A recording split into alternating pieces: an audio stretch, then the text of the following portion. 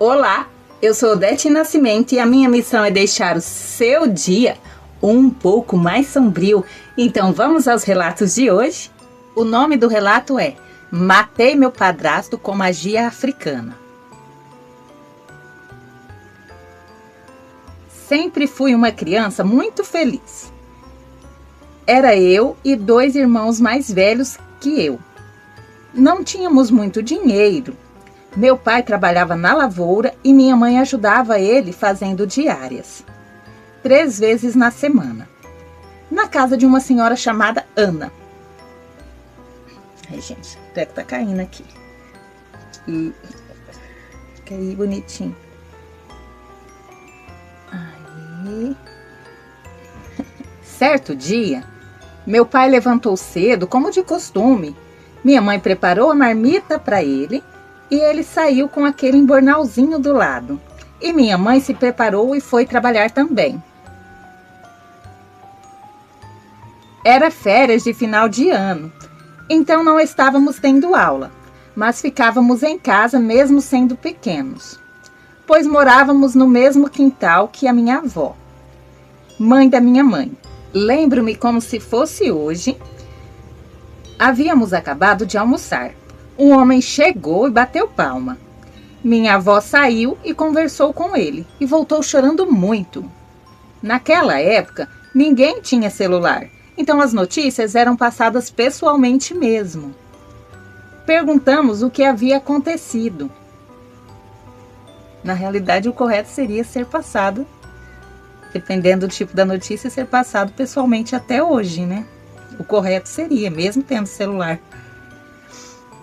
Perguntamos o que havia acontecido, mas minha avó desconversou. Embora sendo criança, percebemos uma movimentação diferente naquele dia, além do choro da minha avó que não cessava.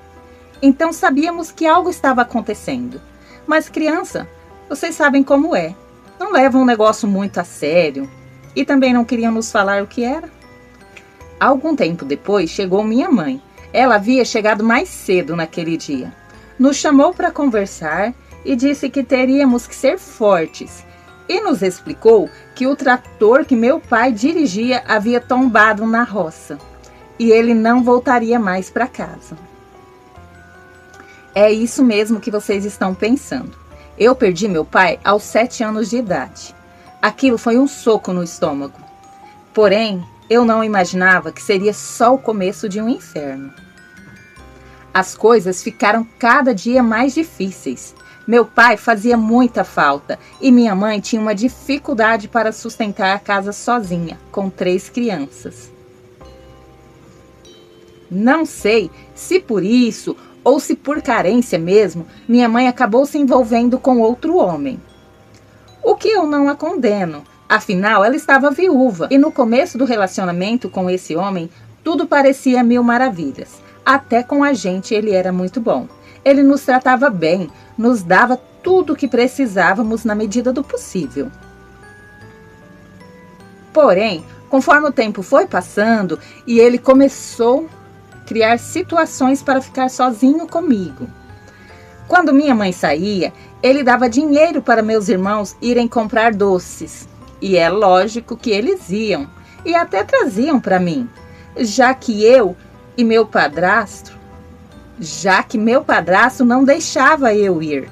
Segundo ele, porque eu era muito pequena ainda para sair sozinha só com meus irmãos. Então, só ia eles, que eram mais velhos, e eu ficava em casa com o meu padrasto. No começo, ele começou me acariciando de um jeito estranho, mas eu não entendia direito o que realmente estava acontecendo. Porém, eu sabia, lá no fundo, que era algo errado. Eu não me sentia bem com aquela forma de carinho, entre aspas. Mas até então, era só carinho mesmo, mas de um jeito estranho para mim naquela época. Conforme o tempo foi passando, os carinhos foram ficando mais estranhos. O que antes era só nas pernas, passaram para partes mais íntimas. Se é que me entendem. Até que chegou um dia, ele criou mais uma situação para ficar sozinho comigo. Deu dinheiro para meus irmãos tomarem sorvete lá na sorveteria mesmo, o que fez com que eles demorassem um pouco mais. Nesse dia, ele abusou de mim, consumando o ato. Entendi. Nesse dia ele foi além, fez tudo o que não deveria fazer. Depois desse dia, isso se repetiu por várias vezes, mas eu nunca conseguia contar para minha mãe, pois ele dizia que se eu contasse, ele acabaria comigo, com meus irmãos e com minha mãe. E eu, na inocência de criança, acreditava. Eu já havia perdido meu pai e não queria perder o restante da minha família. Isso perdurou por anos, até que um dia, quando eu já tinha meus 12 anos, cansada de tudo aquilo, contei para minha mãe. Mas minha mãe não acreditou e ainda brigou comigo, dizendo que eu estava inventando coisas. Depois disso, eu me revoltei, passei a cabular a aula para ir beber e fumar com os amigos. Fiquei rebelde com minha mãe e com meu padrasto. Ele se fingia de santo, mas não me deixava em paz, dentro da minha própria casa. Quando completei 17 anos, eu saí de casa. Fui morar com um namorado que eu nem gostava tanto. Mas eu fui, para sair daquele inferno. Óbvio que o meu casamento não deu certo. Afinal, eu não gostava dele a ponto de me casar. Me casei só para sair de lá mesmo. Então, eu comecei a trabalhar na noite para me sustentar e para tentar tampar aquele buraco que havia em minha alma. Mas de nada adiantava. Certo dia, conversando com a minha colega de trabalho, colega a qual eu já considerava até amiga, porque éramos muito confidentes, eu contei tudo o que tinha passado durante minha infância e adolescência. Ela me ouviu, ficou um pouco pensativa e me disse: Fulana, eu tenho uma forma de você se vingar dele. Eu conheço uma pessoa que pode fazer isso para você. Eu, sem entender nada, questionei sobre o que ela estava falando. Foi aí que ela me explicou. Amiga, eu conheço uma mulher que trabalha com magia africana. Ela aprendeu com a mãe dela, que era de lá. E dizem que ela é porreta na magia. Minha tia mesmo frequenta muito a casa dela e sempre que precisa de algo recorre a ela. Eu não tinha nada a perder. Só queria me vingar dele e da minha mãe, que nunca me apoiou para ficar com ele. Fomos à casa dela um dia de manhã. Chegando lá, observei o ambiente e o ambiente era simples, mas acolhedor. A mulher então me chamou a uma sala reservada. Minha amiga entrou comigo. A mulher permitiu. Viu que eu não estava muito confortável ainda e permitiu que minha amiga entrasse. Era uma sala pequena com algumas velas coloridas e algumas imagens e um cheiro de incenso que pairava no ar. Falamos tudo o que eu precisava. Ela ouviu tudo com atenção e me disse que tudo nessa vida tem consequências. Mas, se era isso que eu queria, ela iria me ajudar. Mas iríamos fazer somente para o meu padrasto. Para minha mãe, era pedir demais. Porém, minha mãe também sofreria por ver meu padrasto definhar até a morte. Ela me explicou aos detalhes de tudo como seria. Porém, não vou entrar em detalhes aqui, melhor. Mas posso adiantar que envolvia terra de cemitério e pó de pena de urubu e mais algumas coisas. A magia era para que ele morresse lentamente. E assim foi. Fiquei sabendo pelos meus irmãos, já que eu não frequentava mais aquela casa, que ele começou a sentir dores abdominais intensas. Fizeram exames e não descobriram nada. Porém, a cada dia que se passava, as dores só aumentavam. E quando ele ia ao banheiro, saía pedaços como se fosse de sangue pisado por baixo, tá? Ele ia ao banheiro e saía por baixo, pedaços daquele líquido vermelho pisado. mas nos exames não dava nada. Então os médicos apenas disseram que se tratava de uma infecção, mas não sabiam explicar a causa, nem conseguiam controlar aqueles sintomas. Mas eu sabia o que era. Não contei para os meus irmãos por receio de que eles contassem para minha mãe e o feitiço perdesse força. Passaram-se 2 meses e eles sofrendo cada dia mais. Minha mãe também sofreu por ter que cuidar dele naquela situação. Até que ele não resistiu e se foi. Me senti vingada. Saí dos vícios e hoje sou casada e com 2 filhas lindas. Me sinto realizada com a família que construí. Porém, aquele buraco na alma nunca se fechou. Desenvolvi depressão e crise de ansiedade. Me trato com medicação e terapia para amenizar a dor e não cair novamente. Mas todos os dias é uma luta, uma nova batalha. Hoje, minha mãe está só. Não se casou novamente. Eu voltei a falar com ela, mas o contato é muito pouco. Tenho receio de quando a conta vier. Afinal, a mulher que fez o feitiço me avisou que tudo tem consequências. Porém, tenho esperanças de que Deus me perdoe. Mas confesso que não me arrependo, pois o que ele fez para mim não tem perdão. E aí o relato, gente, acaba aqui.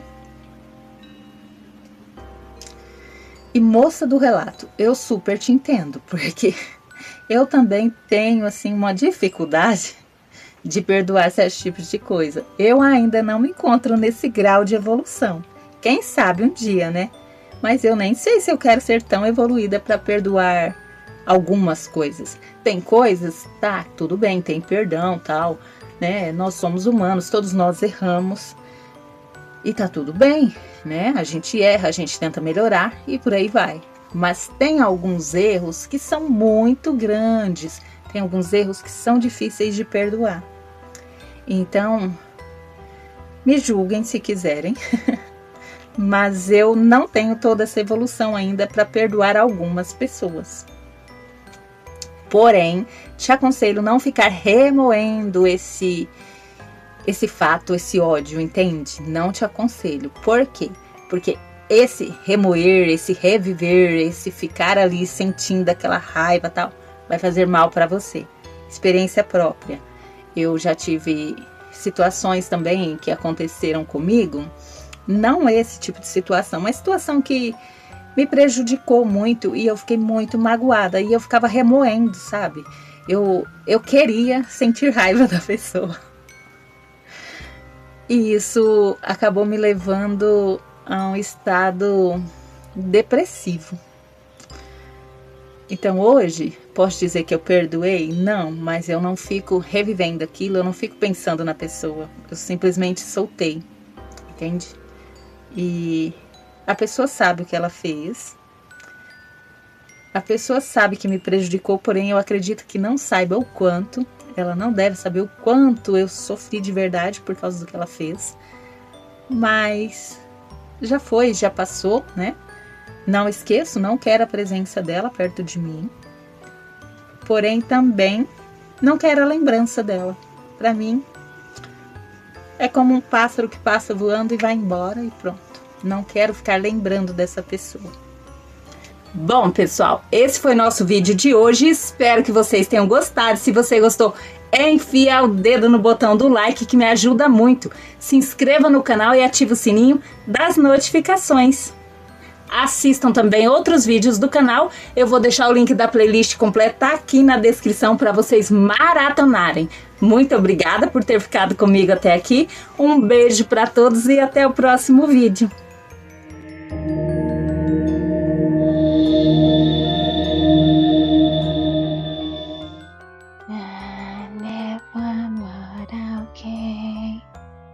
Atrás da porta sem ninguém, ela ri sem respirar, brinca sem nunca acordar. Um passo, 2 passos no corredor. a madeira canta pavão. Quem ouve não volta a falar. Quem vê começa a dançar. Utopia escorrega, a boneca faz careta. Da mão entra também, vem brincar até o além. Lá no fundo a risadinha de criança que não é minha.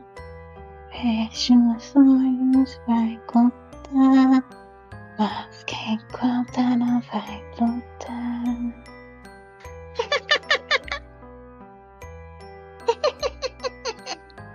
Tem espelho lá no chão, que só reflete quem já se foi.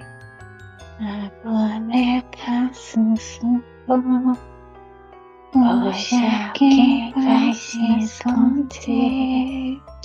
3 voltas no salão, ouve-se passos no chão.